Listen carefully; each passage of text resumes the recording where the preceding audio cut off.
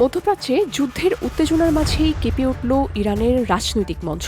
Ayatollah Ali খামেনির মৃত্যুর এক সপ্তাহের মাথায় ঘোষণা করা হলো তার উত্তরাধিকারী, তারই পুত্র মোজতবা খামেনি। ৫৬ বছর বয়সী এই রহস্যময় নেতা দীর্ঘদিন ধরেই শক্তির নৈপথ্যে কাজ করে আসছিলেন। কিন্তু প্রশ্ন জাগে, যদি তিনি এতটা অভিজ্ঞ, রাষ্ট্র পরিচালনার জটিলতা ভালোভাবে জানেন, তাহলে কেন আয়াতুল্লাহ খামেনির জীবন দশায় তার পুত্রকে উত্তরাধিকারী হিসাবে স্থির করেননি? এর পেছনে রয়েছে এক ধরনের রাজনৈতিক মহানুভবতার নীতি।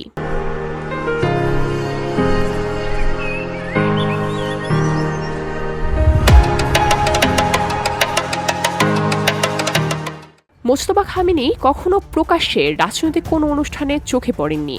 জনসভা, প্রশাসনিক অনুষ্ঠান, রাজনৈতিক বক্তৃতা, এসব জায়গায় তিনি বরাবরই অদৃশ্য। তবে তার প্রভাব দেশের ক্ষমতার অভ্যন্তরীণ কাঠামোয় ছিল বিশাল। জানা যায় তিনি ছিলেন ইরানের সামরিক বাহিনী, গোয়েন্দা সংস্থা এবং ইসলামিক রেভলিউশনারি গার্ড ক্রপসের সঙ্গে যোগাযোগ রক্ষার মূল ব্যক্তিত্ব।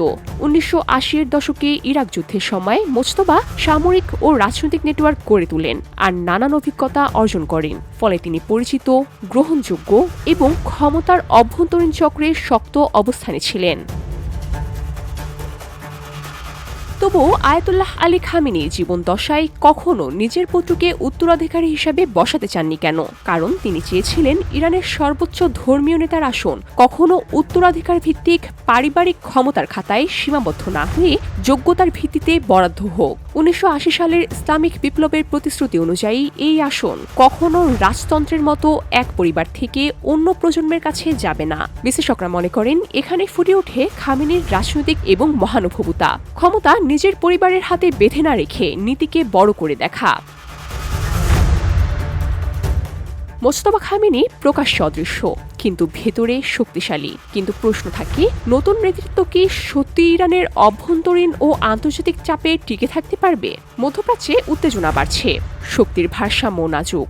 বিশ্বের নজর এখন মোজতবার প্রতি। কত দূর পর্যন্ত তিনি তার পিতার নীতিকে রক্ষা করতে পারবেন, আর তাকে কতটা প্রভাব বিস্তার করতে দিবেন সামরিক ও ধর্মীয় নেতারা? VOD Bangla news desk.